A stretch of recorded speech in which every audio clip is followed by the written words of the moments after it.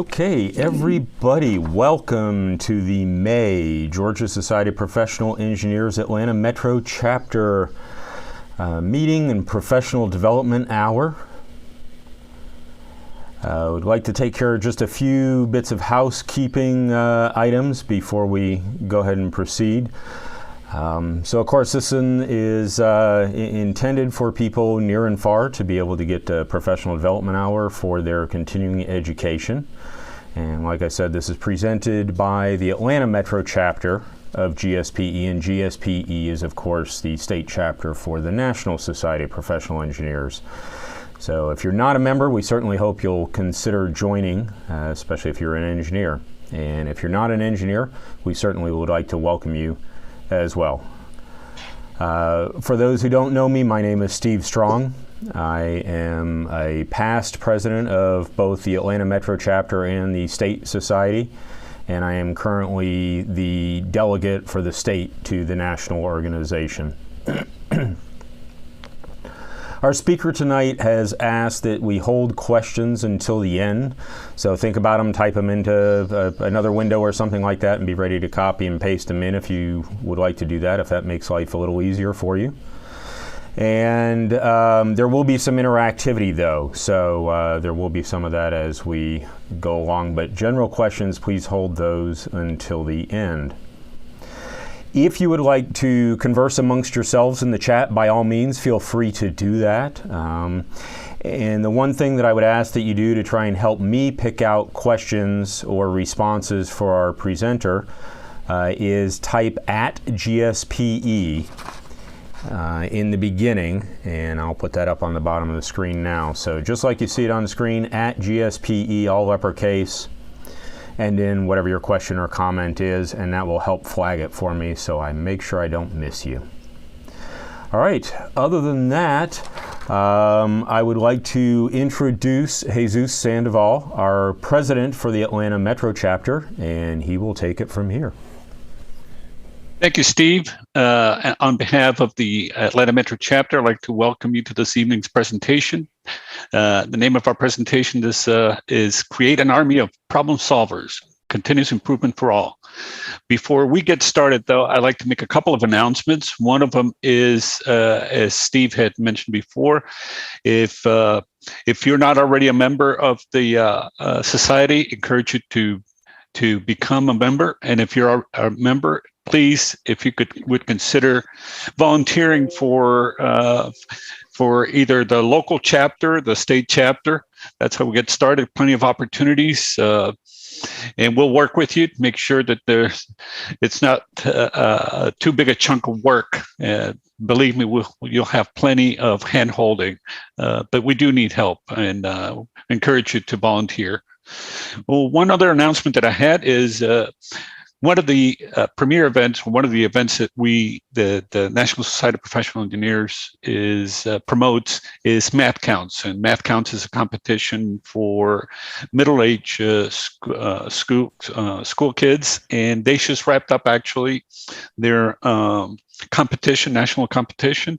But this is an effort that is ongoing year-round. And one of the things that we do is we do a golf outing.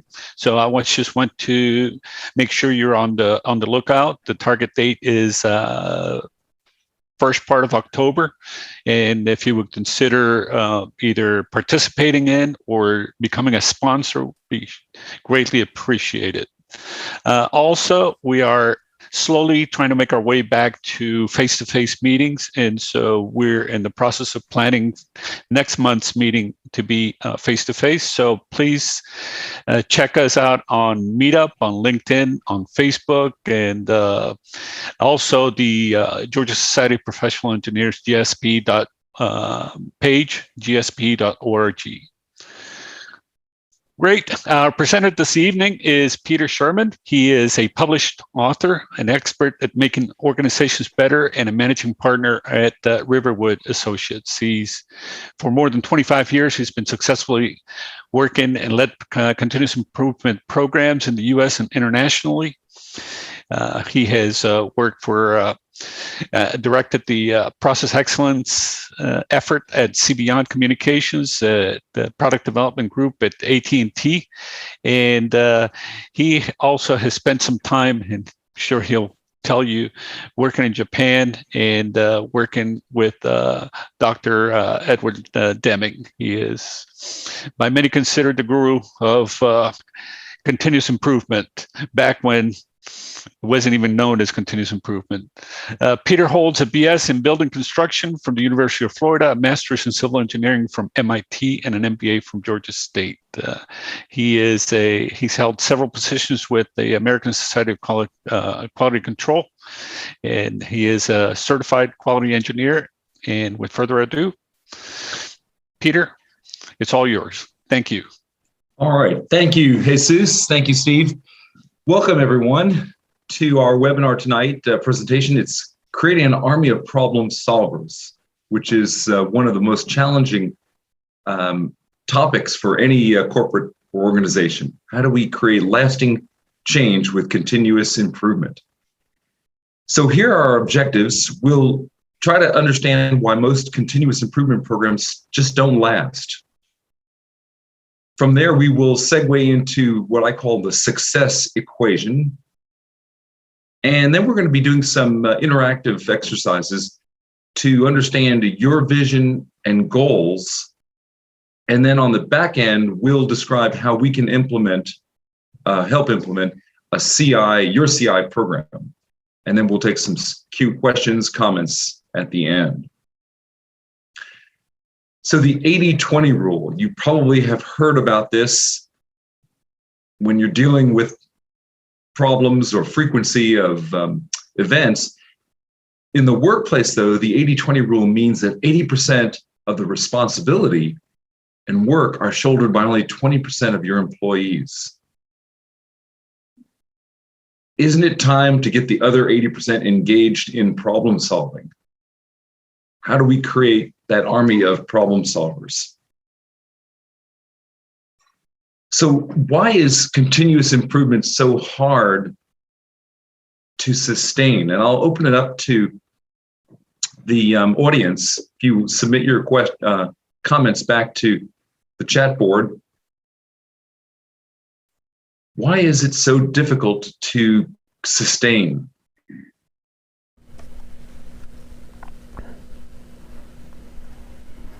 Now's your chance, everybody. Don't forget to put @GSPE in front. And, it may take a minute or so for people to get it typed in. And just to help get you warmed up a little bit, according to McKinsey, 70% of all change initiatives fail. And a continuous improvement initiative is part of that. So why is it that they're so difficult to sustain?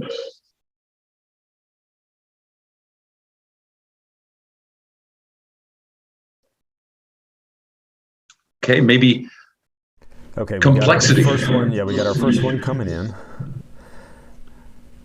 And it's from Jeff. He says, lack of confidence in the process. Okay. Yeah, people just don't believe in this program. And if you don't believe in it, it is very, very difficult to gain buy-in.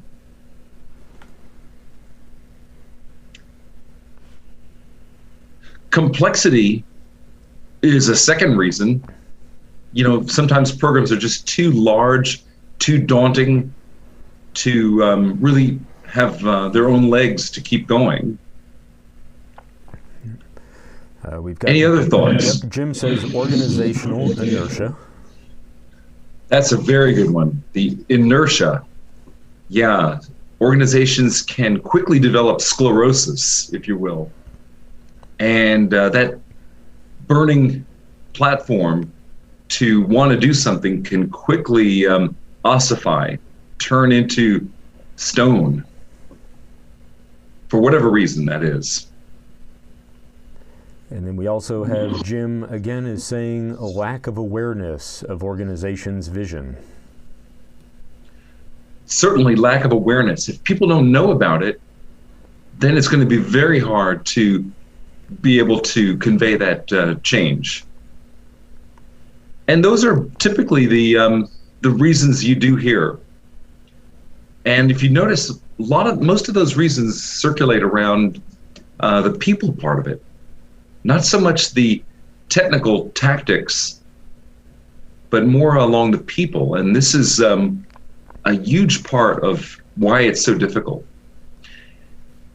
So the usual approaches to doing continuous improvement in a small company, large company, manufacturer, service, profit, nonprofit, let's just generate some quick wins. Nothing gets a continuous improvement program off the ground than those quick wins. An emphasis on the tools that we need to incorporate to be able to do the work, to be able to accomplish those improvements. The fixation with PowerPoint presentations. I can't tell you how frequent I see this. Let's make it very, very pretty, presentable, but we kind of lose focus. And of course, traditional training. Training is one of the first things that comes to mind as an action item for a continuous improvement program. And it's actually the easiest part. The real challenge is, are we getting the right folks to the table? Do they understand why it's so important? How are we going to operationalize this continuous improvement training?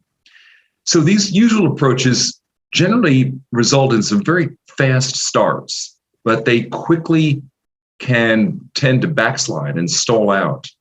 And it just leads to frustration, lack of engagement. Excuse me.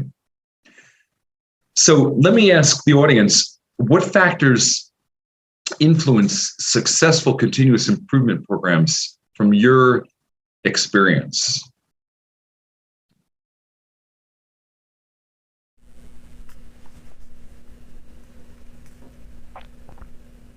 Prior question focused on what are those impediments? Now I'm asking you almost the flip side, what factors are required or influence successful programs?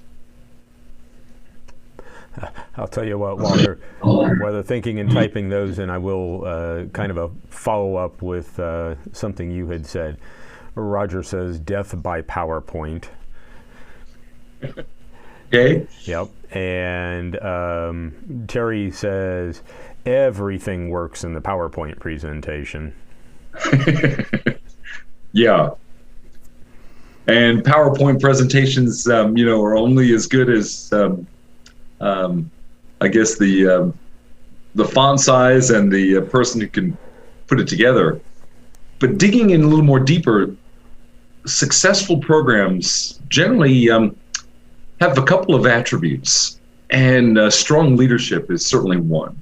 Yep. Actually, good segue. Jim says leadership commitment is what his comment was on that front.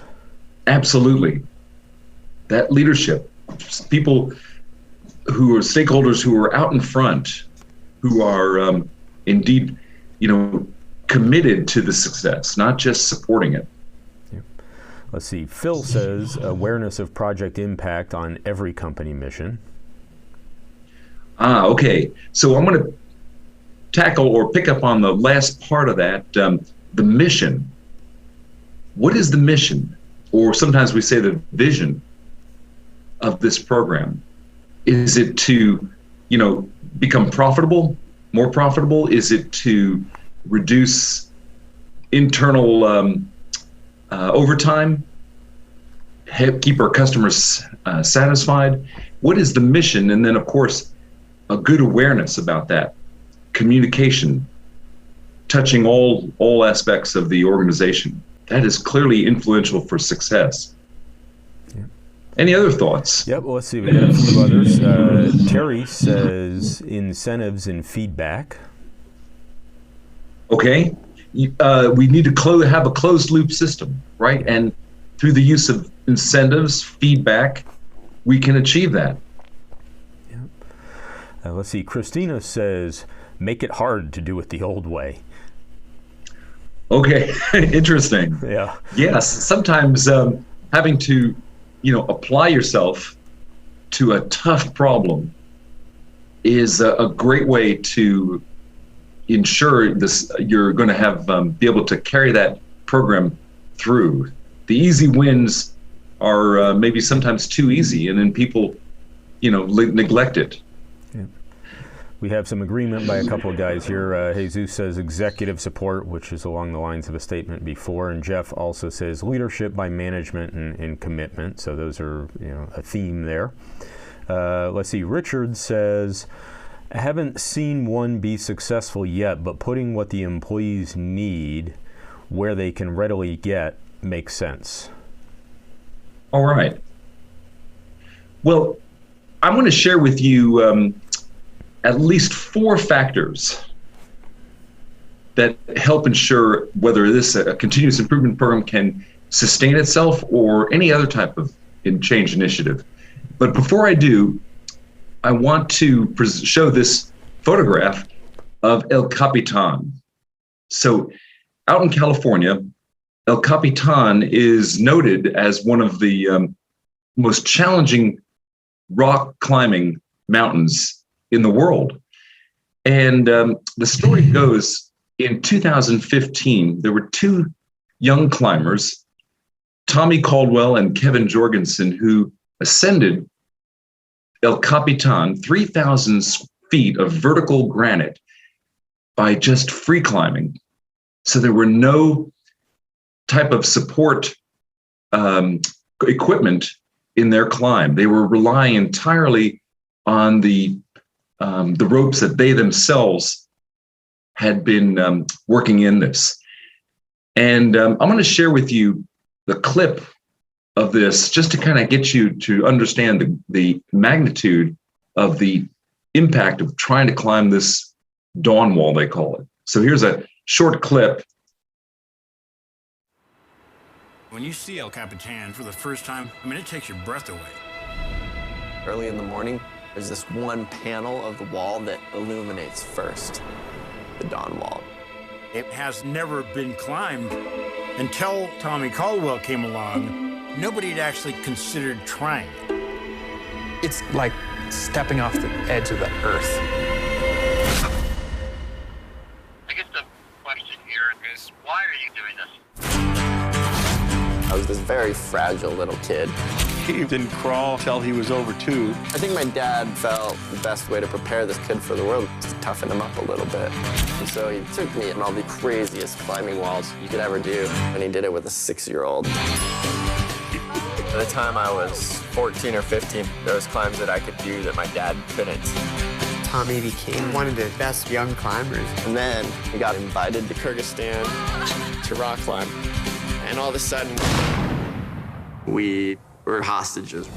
After being held captive for 6 days, 4 young Americans confront the ultimate choice: to kill or be killed. He saved our lives. But he became a different person. Ever since Kyrgyzstan, I just have this fire in me. This has always been my safe place, my way to deal with life. And I was looking across at the dawn wall, the last unclimbed big swath of stone. I decided maybe that could be climbed. I needed a partner. Kevin, he was one of the best in the world at only up to about 30 feet. But everybody else thought I was crazy. At this point, I have no idea what I'm getting into. It's about to consume 6 years of my life. This is a pipe dream, man. Come on. Nothing left to do but just take a couple deep breaths. If Tommy and Kevin can actually do this, it will be, come on, the most difficult climb ever done. And it's going to go on day after day. Suddenly, the whole world was watching. And one of them stuck. It was pretty clear that that was it. I don't want to hold you back. Maybe this climb really was impossible. We are capable of so much more than we could ever imagine. Okay, so this is quite a daunting effort by these 2 young men. And when you boil it down, it really revolves around a couple of core ingredients. First of all, there's the vision, goals, planning, and in the middle, leadership. So when we think about the vision for these two young men, Tommy Caldwell and Kevin Jorgensen, it was to ascend El Capitan. Vision, if you could see it, you can be it. And this was firmly in their mind, to be the first rock climbers to be able to free climb this mountain. And it was a bold vision. It was one that had never been achieved before. So they could clearly have it in their grasp, this vision. Now, along with the vision, we've got to have goals. Goals are like the rungs of a stepladder toward that vision. And with El Capitan, there are probably over 250 routes to take. They had to select 32 of those pitches, they call them, to be able to master this. And it was done within a 2-week time frame.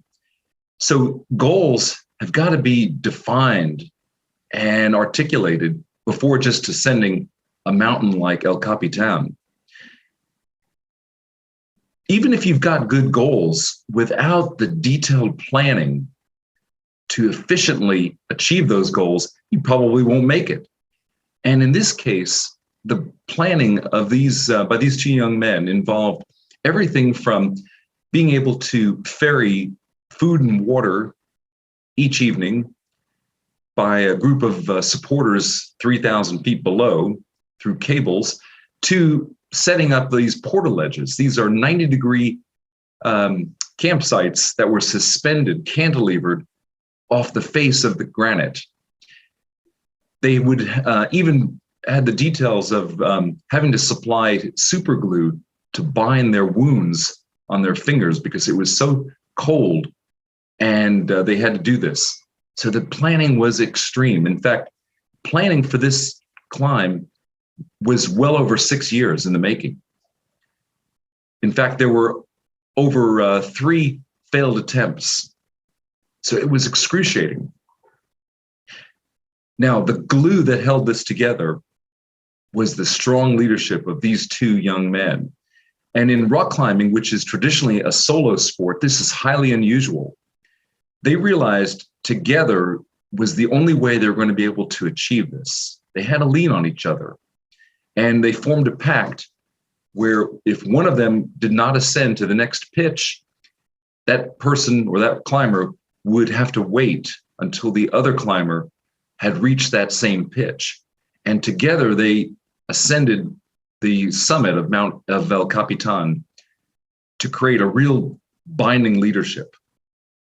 And these 4 ingredients really do work, which brings us to the success equation. When you've got the vision, the goals, the planning, and solid leadership, this definitely equates to successful change management, a successful continuous improvement program. But let's say you don't have the vision. The result will be chaos, probably a lot of confusion, which generally leads to fear and anxiety. And then people begin to check out. If you don't have the goals firmly entrenched in your program, change is going to be very, very slow or even no change. And if you don't have the detailed planning, this could lead to a lot of false starts, frustration, aggravation, and then ultimately abandonment of any program. The success equation. Now, to help us create a framework around achieving, whether it's a continuous improvement program or any program in your business, this business alignment framework is something that is very adaptable, and it is extremely powerful. It's a project drill down strategy to help determine and align projects to business needs. And so the terms are as follows. First of all, there's the vision. What does success look like? What's the value we should be bringing with this program? Why should we be doing this? The goals are those steps toward the vision, how we're going to measure progress through continuous or the critical process improvements, KPIs, key performance indicators. And goals should be SMART, of course, outcomes-based, maybe on a 2 to 3 year horizon. The next part of the framework involves the strategies. How are we going to achieve those goals? How are we going to win? The initiatives are those high priority projects that execute on those strategies and achieve the measures. And this probably is within possibly the 2 year time frame. And then at the very end of this framework would be the measures, the numbers, the milestones that quantify progress towards those initiatives. So here's a visualization of it. The vision, what does success look like for our CI program? How should we operate? Here are those goals. Bold, clear, make them SMART with KPIs. And then we've got strategies. And I'll share a couple of strategies relating to continuous improvement. Once we've got the strategies on how we're going to achieve it, then we could start identifying the initiatives that support those strategies. And then ultimately, the measures, whether it's on a Q1 basis or maybe monthly, whatever is appropriate for your particular organization. This business alignment framework is very, very effective because it pulls for the creation of projects that are aligned with your goals, strategies, and metrics. And when we say pull, that's a lean terminology, pulling rather than pushing those projects, those goals out to the organization. So let me just take a moment here to let this kind of seep in, because this is not a trivial type of framework, but it is very, very powerful.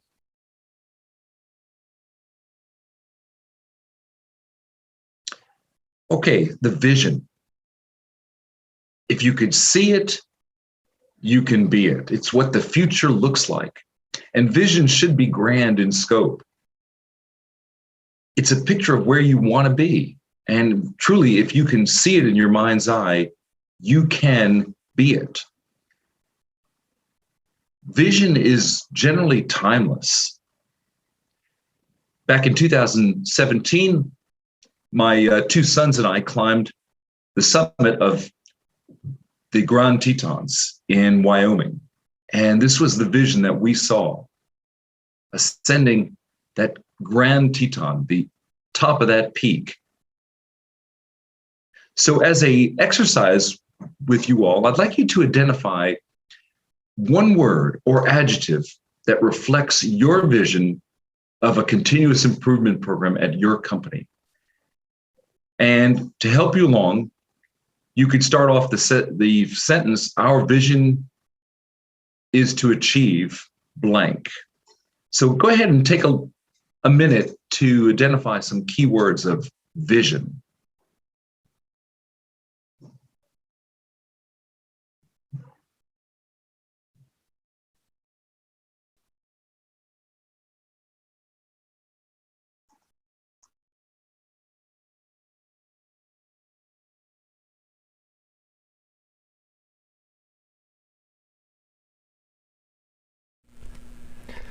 Okay, let's see. Looks like we've got Jeff says consistency. Ah, very good. Consistency. Let me write that down. Consistency is a very interesting adjective here. Yeah, that dependability, day in and day out, week in and week out, year in and year out, that we're going to meet our commitments. We may have some false starts, but we're going to continue the effort. We may have some challenges, but that will not leave us to just give up. Thank you.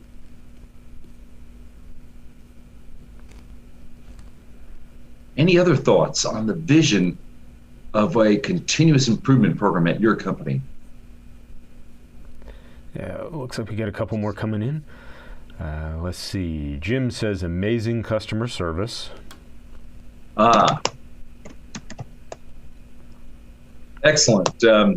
Framing it up in terms of your customer is always a very, very sound way to articulate a vision. Because if it wasn't for your customer, you wouldn't be in business. Thank you, Jim. See, Phil says innovation. All right. Well, maybe at your particular organization, innovation is what the vision needs to be. We need to innovate new products, new services, new ways of doing things. Very good. And Bill says retirement. Retirement. Let's see, what else we got? Roger says recognized desire to participate. Recognized desire.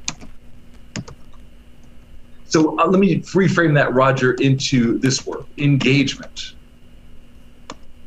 Engagement, that's a powerful word, engagement. How do we get the engagement of the front line, middle management, and executives all singing to the same sheet of music? Very powerful. Thank you, Roger. It looks like that's what we have at the moment. Okay. Well, when you're doing this with your teams at maybe your business, one of the best ways I like to do it is to have the folks just write down their ideas on a yellow sticky, and then you as the facilitator collect them and just put them up on what I call a mind, I think they call it a word mind map, and do a little affinity mapping, because if you've got to say at least 10 or 12 people, you'll probably form some patterns. And this is one of the best ways to help you articulate a vision. Now, the vision is one thing, but unless you have some very big, hairy, audacious goals, right, will result in some maybe some slow starts. So BHAGs, they outline the steps towards the vision and the expected timing, which is super critical. BHAGs should be SMART, specific, measurable, achievable, relevant, and time-bound. Goals should also be outcomes-based, not the activities that you're going to be doing. And this is something that is often maybe misconfused, that an activity is a goal, but it's really what you're after is the outcome. So here are some examples of what I call BHAGs. Up in Chattanooga, when Volkswagen first launched their plant there, it was the first U.S. plant, assembly plant for Volkswagen. And the vision or the goal was to build that manufacturing plant in Chattanooga, launching a new product, which was the Passat, with a new team in 24 months. So you could just see from this, the details of this example, how ambitious this was, but it was specific and measurable, has the time bound. A second type of BHAG is what Don Berwick, Dr. Don Berwick, the former CEO of the Institute for Healthcare Improvement, had decided. I think we should save 100,000 lives. I think we should do that by June 14th, 2006, pause by 9 a.m.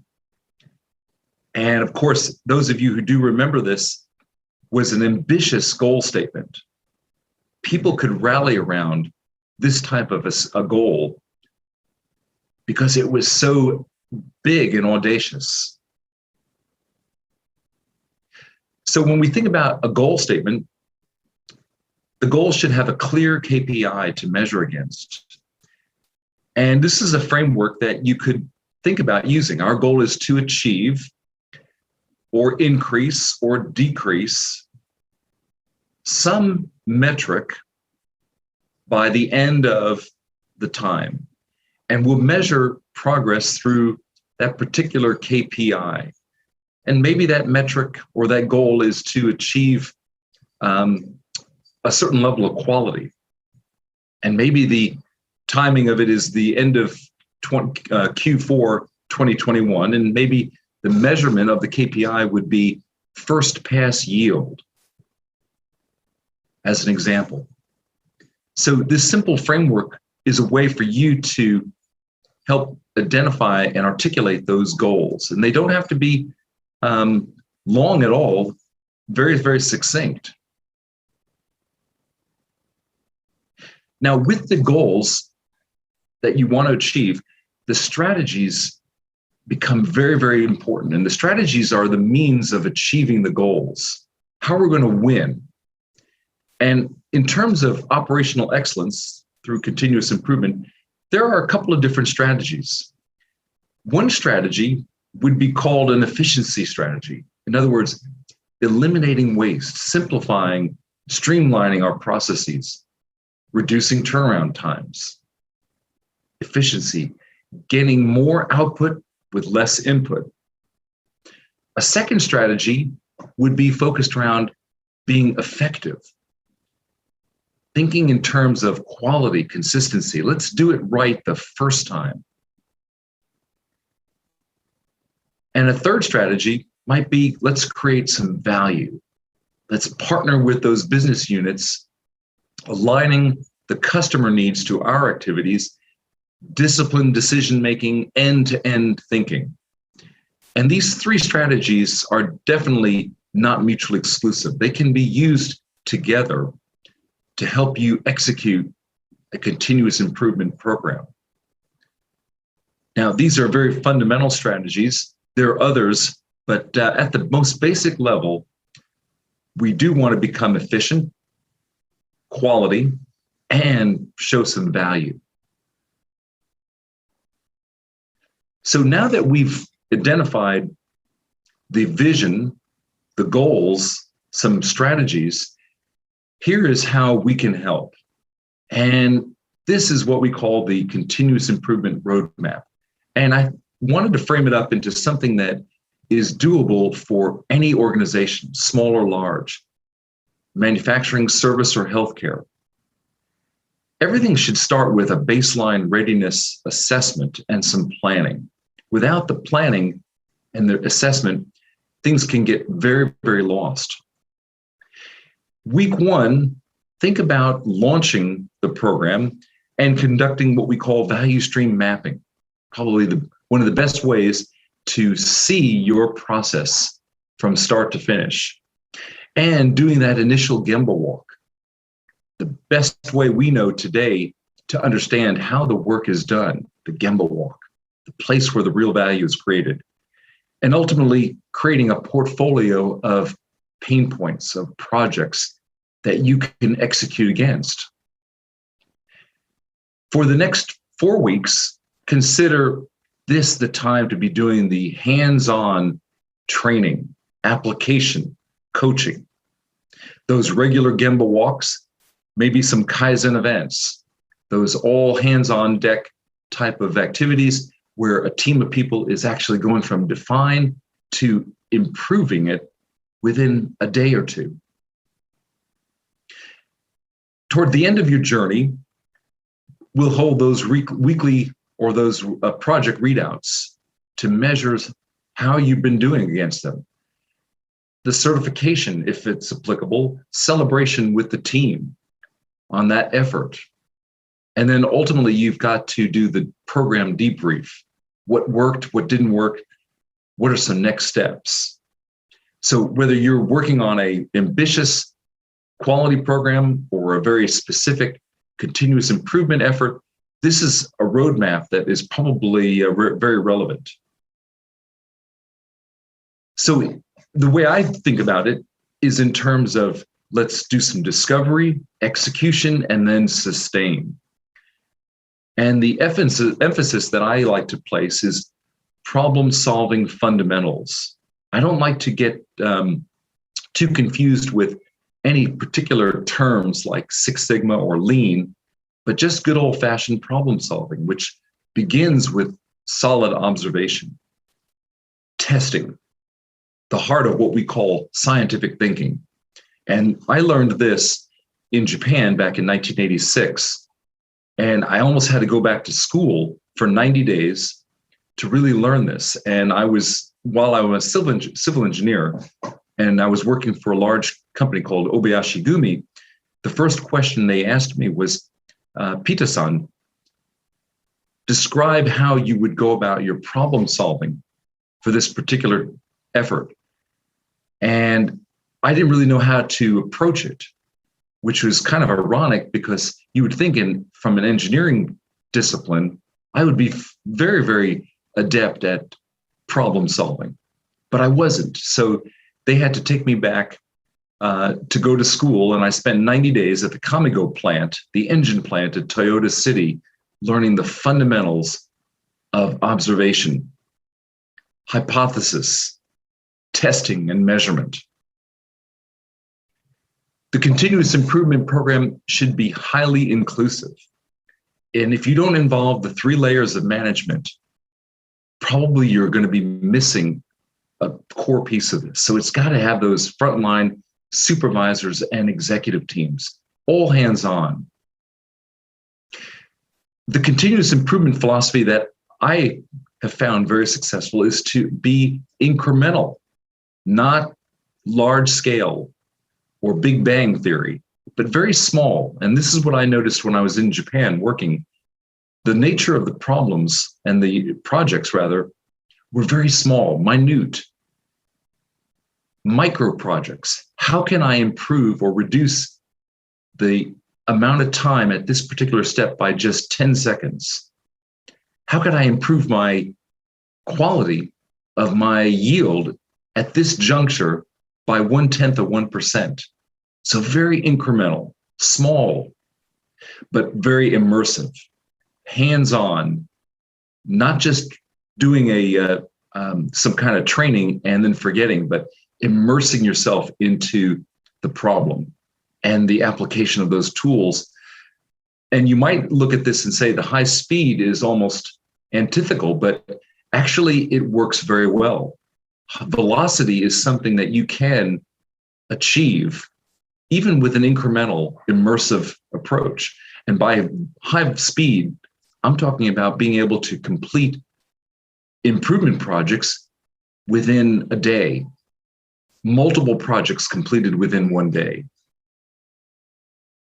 And then iterative in terms of learning, applying, and then going through the coaching to be able to grow. This is the philosophy, the framework of creating a very, very robust continuous improvement program that I found.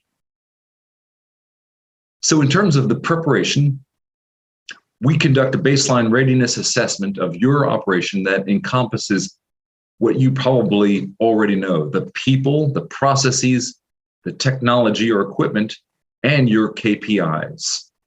These are probably the core essence of any organization to do an assessment. And with that, we'll identify those gaps, the goals, focus areas, who should be involved, and what those measurable KPIs are. Together, we'll build your operational excellence roadmap. And here's an example of a readiness assessment. I like to keep it very, very simple and using these 3 criteria: my process orientation, problem-solving skills, and the use of data and analytics across the value chain. Those functional areas from product development to HR. And keeping it simple, a score of 1 is very, very poor. In other words, no processes are documented. Chronic firefighting, those problems routinely resurface. We call that playing whack-a-mole. Those would be scored a 1. In terms of a 3, moderate, meaning Some processes are documented, partial compliance by the frontline operations, inconsistency with the problem-solving skills. Sometimes there's some pockets of real solid problem solving using the root cause analysis framework, but others it's missing. And primarily historical data for driving decisions, like the average sales or average turnaround time, but it's the past. A 5 would be truly excellent. All of those processes in this particular value chain are documented. Strong compliance by frontline middle management, disciplined root cause analysis, data mining, predictive analytics for decision making. And this simple readiness assessment can help us understand what type of continuous improvement. Is it going to be a strategic effort, or is it going to be an enterprise level? Where should we focus our efforts? Are there certain pockets within the company that can really need this? Who should be involved? What level of training, understanding of the tools, and then ultimately the speed of the deployment itself.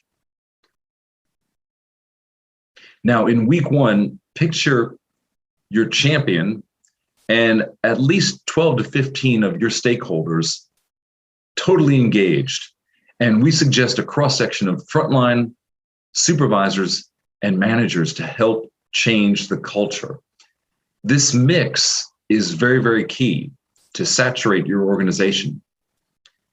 And that team is working through understanding the value stream, how value is created at your particular company, from the time we get an order to the time we collect payment. That might be an example of a value stream. And we're out there conducting Gemba walks with the organization to identify and quantify opportunities. With those, we help define and help you scope out those projects, build your business case using our pain point process. And the portfolio of projects is probably going to revolve around a certain portion of quick wins. Those are efforts that do not require any more analysis. They could be accomplished by one person, probably within hours, if not days. The 2 to 3 day Kaizen events, those all hands-on concerted efforts where you're going through from define to actual implementation of those countermeasures, those solutions. Kaizen events are probably one of the most powerful ways to operationalize training because the emphasis is on a bias for action. The last grouping might be those traditional 3 to 4 week process redesigns, where you're looking at how you might redesign or resequence some type of process. When we say the pain points refer to the business problems you're facing. And this is a simple template that you could use. It identifies the pain point in terms of the problem statement that you see in the middle, helping you to define and scope it out using this simple framework, and building the business case, which is towards the bottom. Sometimes we call it the cost of doing nothing. And it's very, very simple to utilize. Anybody could actually work through this, but pain points are how we can start to build the portfolio. And imagine your value stream doing some kind of an order through shipping. So we have maybe at a fulfillment company, there's the order entry. We pick, pack, do some inspection, label, ship, invoice, and then collect. So this is what's known as the order to cash value stream. And here is the pain points that you would probably identify as a team when you're mapping it out. Missing or incorrect orders, which generate rework, delays. Inability to define key parts in the warehouse for whatever reason, more delays. Issues with the printing quality. Can't see the address, has to be redone. Returns, either damaged product, wrong counts. And now we're stuck back in going through this whole value stream. Late orders, and now we have to expedite, contact FedEx or UPS to do an overnight. One of the most frustrating things in billing is an incorrect invoice for a customer. And of course, this is going to result in rework, credits.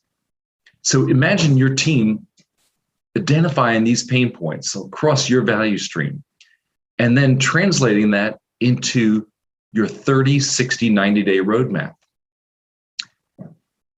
So in the 30-day time frame, we'll tackle some of those very short-term problems, and we'll identify and quantify how severe they are, the frequency. What's the impact in terms of rework, scrap, overtime? Here's our cost of doing nothing per year, and what's the KPI that this project is going to impact, which is one of the most critical things in any roadmap that you build. If you don't tie that project to a KPI, then it often can get lost and really have no measurable, demonstrable, measurable effect. So this is what we call the 30, 60, 90-day roadmap, a roadmap that's highly achievable. Now, through the weeks 2 to 5, this is where the discipline is going to have to be applied. The immersion of any training. Sometimes the Lean Six Sigma Yellow Belt is one of the most fundamental types of training. The use of Gemba walks, Kaizen events, project reviews, and coaching. Weekly half-day training sessions consisting of key concepts, followed by hands-on application of the tools.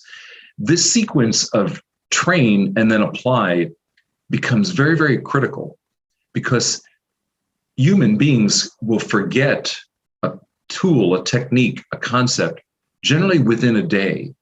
The half-life is very, very short. So it has to be reinforced with the application. The use of Gemba walks and Kaizen events help operationalize the training and build cohesion in your team. Stakeholders need the discipline of completing their projects using the A3 templates, which is a very, very robust way to capture your project status. The weekly toll gates help us have time to review deliverables, ask the tough questions, and coach for success. We'll track the progress via our OpEx scorecard, because we definitely need to know where we are every step of the way. With any training, any stakeholders need to demonstrate proficiency in the tools, the fundamental principles. So there'll be an exam, certification exam. And then at week 6, the readouts. And readouts will not just be at week 6, but every week of the program. And the opportunity to ask those tough questions. How do you know that this is true? Why did you identify this particular countermeasure? What did you learn? No program would be complete without a celebration, because this is a fairly intensive effort, and a bit of celebration can go a long ways. But like any program, you've got to do the debrief, right? What worked, what didn't work? How would we change this going forward? So this is the essence of creating lasting change with your continuous improvement program. And let me just open it up for questions and comments at this point.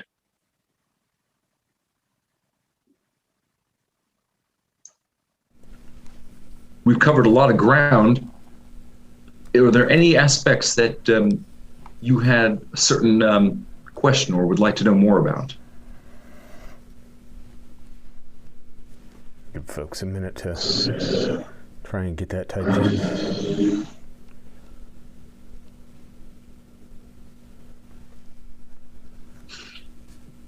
One question that I have a feeling a lot of you are thinking about is we're a small business. We don't have time for this. How would you expect us to embark on a continuous improvement program that requires this level of effort? And my response to you is that is definitely a recognizable limitation, and I can understand the challenges with that. But sometimes you have to slow down to be able to speed up. And this is probably one of those moments, whether you're a very small organization that is, basically firefighting your way through success, or a large organization. You probably owe it to yourself to carve out that amount of time, dedicate those folks so that you can stop the madness.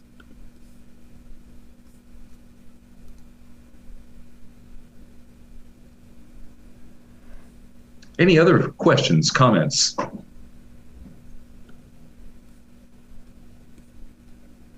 Okay, looks like we've got something coming in.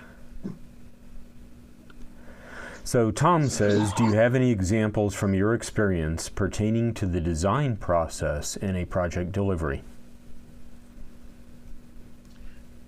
Design process. So I think I understand, but let me just play it back. When you refer to the design process, are you thinking about the ability to design a new product or a new way of doing something, or something a little different?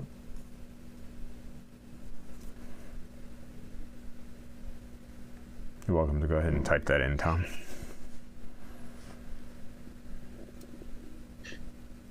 And the reason I do ask that is that there is a difference between designing something totally new and improving something.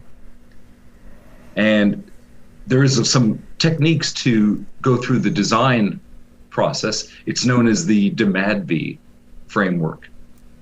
Define, measure, analyze, design, and validate.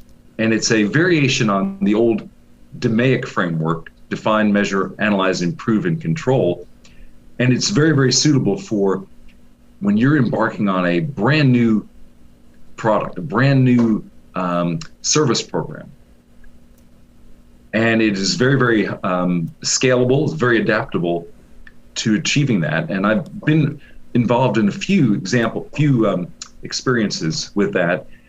I think the most challenging part of the design is that ability to define it very properly. What's the problem we're trying to solve? That is the part of that effort that can get most people wrapped around an axle, because everybody defines the new product or new design in their own ways, right? Their own biases. And biases can be good, but they could also trip us up. They could result in us making decisions that are often going in the wrong direction and having to result in some backtracking. So Tom says, go ahead. Tom says a major project design, like a commercial development, transportation project, etc., is his clarification. Okay, and yeah, that is definitely challenging, and it's not incremental by any means, but it's highly strategic. So I think following the framework of the vision, those goals, the strategies, and then the projects of the that leads to that major highway system is a very, very appropriate way to think about it. So that I think the business alignment framework is doable. It helps break it down into those components so that you don't get a case of indigestion, so to speak. You've got a good roadmap before you. Okay. And Jeff says, how do you avoid, in the urgency to execute, missing high-level efficiencies that are harmed by smaller, quote, improvement projects, or basically localized reconfigs that may disrupt higher-level product flows? That's a very good question. And the only way I know how to do this is to get the right team around you and look at your process from the enterprise level, the value stream, so that you could see the interconnectivities, the impacts of each of those key steps on that low-hanging fruit that might result in something being impacted downstream or even upstream. So the value stream, yes. Tom did circle back around as well. He says, to your point, certainly project definition to sufficient detail in the beginning is essential. Yes, that goes hand in hand. What's the problem we're trying to solve? Without a clear problem statement, we might, go off track. But when we're trying to see where those small, quick wins, how they might impact us, we've got to look at it from a value stream and arm ourselves with some good intelligence, namely in the form of those key performance indicators, to see how it might impact those steps down or upstream. And let's see, Good Roger question. says, what would be the elements of value map for a nonprofit? The elements of a value stream map. Okay, that's a very, it's not a simple question, but at the heart of it, there's probably a handful of core elements. In any value stream, you want to understand the key steps that are involved, the information flow, and the material flow. So those are your three flows to be thinking about. Now, in terms of the other components, there's a supplier and a customer. And in fact, I could bring up a high-level schematic of what you call the value stream, Roger. And I'll just share this with you. Can you see it on the screen? Yes. Steve? Yes. Okay. So here's the value stream. And when you look at the value stream, here's a schematic. It consists of all the activities, the information, the materials, and the steps to generate a product or a service. And it's graphical in nature. It's like shows you a blueprint of how you're doing. So you notice here, these are the key steps, operations 1, 2, 3, and so forth. And within the box, you've got the details. And it might be how many people are involved, what's the cycle time, etc. Core metrics. In between is where you see things like the inventory, and this triangle denotes the amount of inventory or WIP. These arrows indicate how the flow is being pulled or pushed. So in this case, it's being pushed from one station to another. At the top is where your central control board is. What's that system that ties together those key activities so that folks know what to work on, when to work on, and so forth. And here's my supplier and my customer at the very end. So this is the core ingredients of a value stream, and it's one of the best ways to really see a process. And here are some examples. Here at Michelin Manufacturing, the tire production value stream, to a printing operation that I was involved in. Financial planning firm, from signing up as a customer to actually implementing your investments. Here's a value stream map for the city of Roswell, the permit process. which is incredibly complex to be able to get a building permit, successful. I did a little work for Chick-fil-A with one of their food processors, a potato supplier out in Idaho, making those waffle French fries. And even at a hospital from door to discharge. Hospitals are probably one of the most complex organizations I've ever come across. So, Roger, I hope that helps. Anybody else?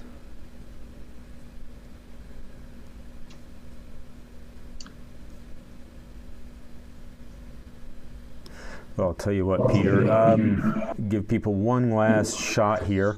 And while they're thinking if there's anything else they'd like to say, I'd like to take a moment to remind everybody that we will continue to do these presentations online even when we resume in person. Our plan right now is for the month of June. That'll be the second Monday, as always, the 14th of June. The current plan is to meet in person. That's resume in-person meetings again, finally. But we will still continue to do this online as well. We find that people outside the area, people who just can't make it in Atlanta traffic or whatever the reason might be, we're enjoying this online format. So we wanted to present a hybrid version going forward and let everybody have the opportunity to take their pick as to which way they'd like to consume these great PDHs, these great presentations.